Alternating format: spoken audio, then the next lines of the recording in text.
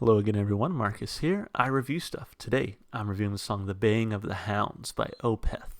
As always, this song comes to you as a request from one of my viewers, but on top of that, this is going to be my next album in my Finish the Album series. So previously, I've done Favorite Worst Nightmare by Arctic Monkeys. I've done Songs for the Deaf, which you actually see behind me, Queens of the Stone Age, and now I chose this album as my next one, Opeth's Ghost Reveries.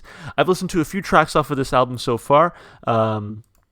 I've heard Ghost of Perdition, which I like a lot. Actually, so the reason I chose to finish this particular album is because I've heard Ghost of Perdition, Reverie / Harlequin Forest, and The Grand Conjuration. I feel like I was pretty lukewarm on The Grand Conjuration when I first reviewed it, but I really, really loved Ghost of Perdition and Harlequin Forest. And those became like instant staples of my frequent rotation on my playlist. But coming back to The Grand Conjuration, I actually really like it a lot more than I think I initially did. So this album, to me, just for the three songs I've heard off of it so far, has been amazing. So there's only a total of 8 songs, and I figured, what's 5 more songs to finish out the album, especially when I like 3 of the songs so much. Just hoping for a good rest of the album. So with that, I say we jump right in. This is, again, The Baying of the Hounds by Opeth.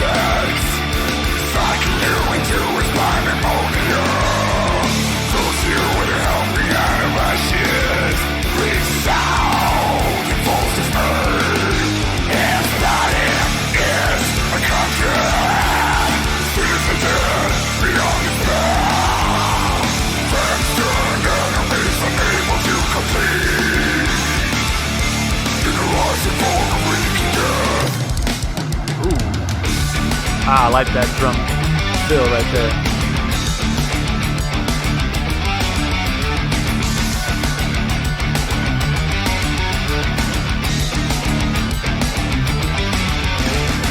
Everything you believed is a lie. Everyone you loved is dead. But so you take comfort in him, and you're receptive to start with.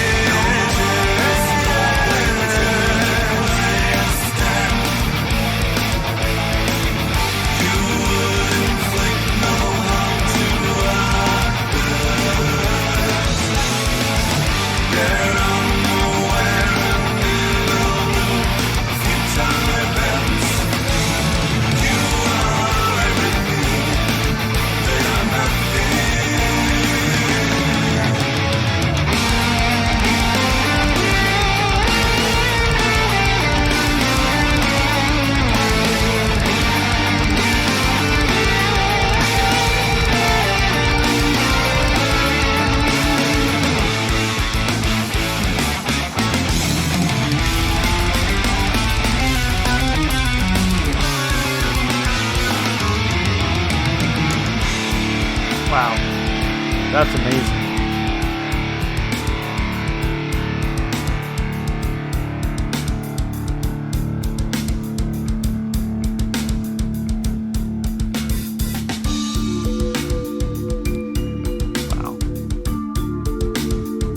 totally different sound here.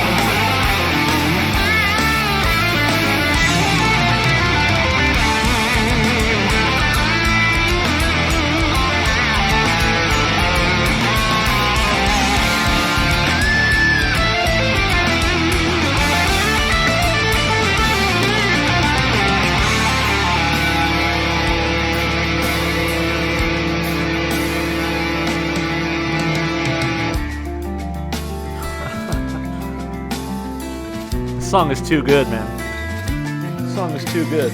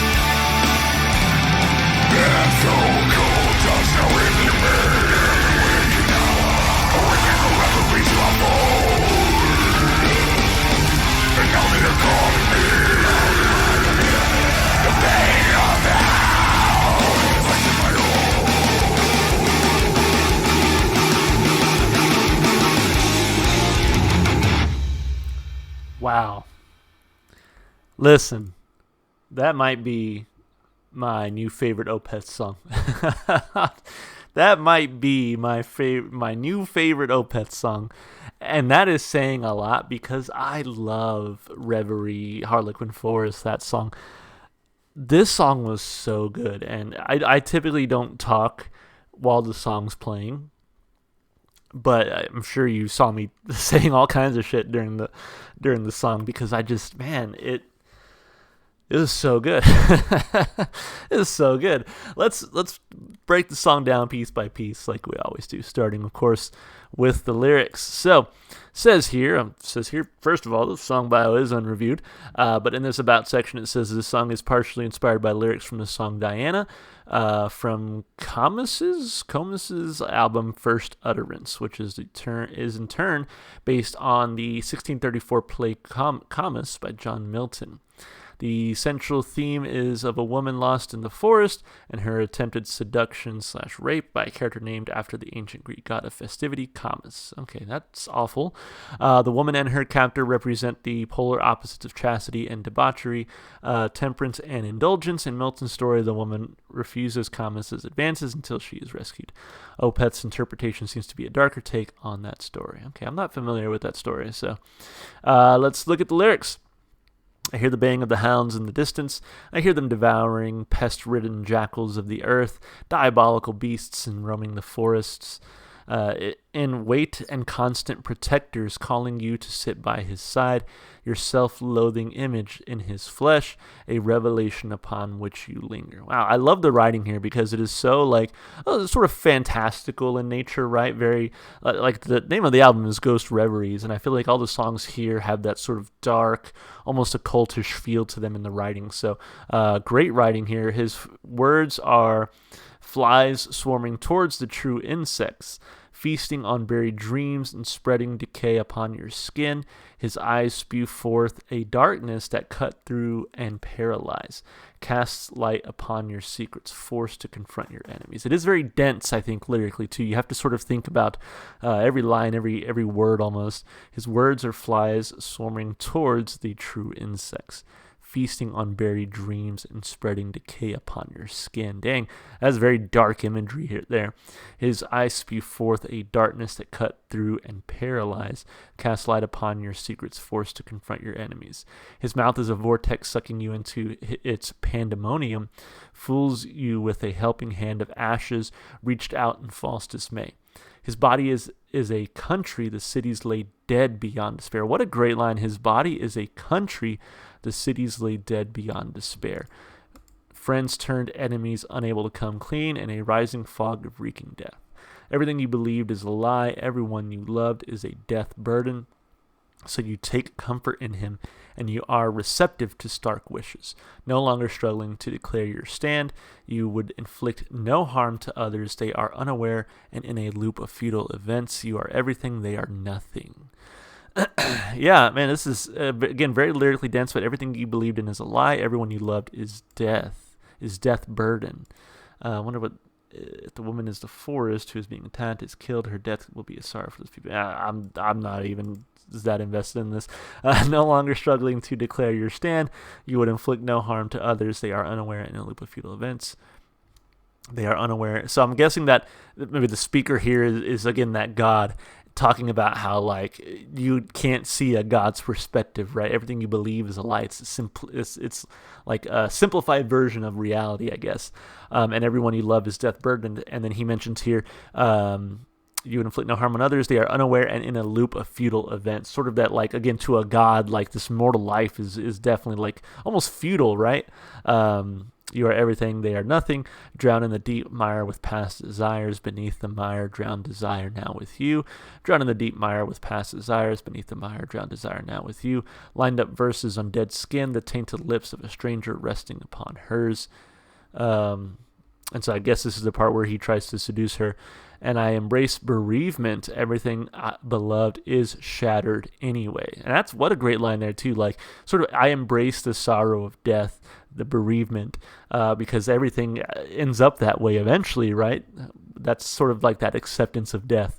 I would devote myself to anyone. I would accept any flaws. I am too weak to resist tension vibrating with horror, finding the outcast in my eyes, pushing nerves on a puppet, endless poison in my veins, clean intent now tainted with death. And so, cold touch now inhumane, every waking hour awaiting a reverie to unfold, and now they are calling me louder by the minute, the baying of the hounds calling me back to my home. Very interesting lyrically, like I said, very dense, a little hard to get through and to understand a lot of it without that, without the sort of context that we read there in the about section. And so, but I love the way that it's written. Again, very fantastical, almost sort of this old-timey ancient like horror story type thing, and I think the imagery of the album, I think the name of the album, all the song titles and everything, I think really lend themselves to that sort of occultish, like old-timey like ghost stories, again the ghost reveries, right? So I think it just really works for me here, despite the density of the lyric writing itself. I think it's just really well written. A lot of lines really stand out, so for that I give it 2 big thumbs up. Lyrically, where I absolutely loved this song was in the instrumentation and the vocals. I'll start with the vocals, because I'm kind of a sucker when a band can do like the growling and the screaming, and then mix that with more melodic singing and do it well. And so I was just really impressed with that here, that you got the heaviness. I love how heavy they came out at the beginning of the song, but that middle section where it's more melodic, I was just so beautiful. It's just, they are so good at mixing it up, knowing when to do what, right? It's like they know when to bring the screaming, they know when to like sort of slow it down and bring out the melodies, and then sort of end it off with that screaming, that growling again. Just super effective, I think, vocally for me. Same thing can be said instrumentally, where again they start off nice and heavy and fast paced. That middle section, you get a lot of acoustic guitar, you get piano. It's absolutely beautiful, but then they know when to take that sort of slowed down, more melodic pace, and then bring back the brutality with some heavy metal, some great guitar riffs throughout. So the guitar was great. The bass, I think a lot of that middle section too is driven by a fantastic bass line. So bass was great here. Some fantastic drum fills as well. I mentioned it during the song. I don't know if you guys heard me, but there was a moment transitioning from like one section of the song to the next where we just got a fantastic drum fill that was so fun to listen to. So instrumentally, this one was super solid.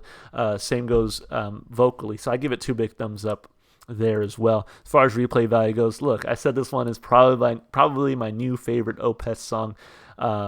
And so obviously it's going to go on the playlist and it's going to get a bunch of playtime. So really enjoyed it. Again, from the instrumentation to the vocals to the lyrics, everything just really worked for me here to make it just a fantastic and enjoyable song. So 2 big thumbs up for replay value. Had a great time listening to this one. And honestly, this just makes me more excited to now finish this album. So only 4 more songs to go. It's a short album, but with a lot of longer songs. So anyway, that's going to be it for me. If you enjoyed the music, please go support the artists. Go listen to their music wherever you can. If you also want to support me, maybe you can also like, subscribe, comment. You can also check the description to find out how to follow me on Twitch, Twitter, or TikTok. Guys, that's going to be it. Hope you enjoyed the video, and hope to see you in the next one. Bye for now.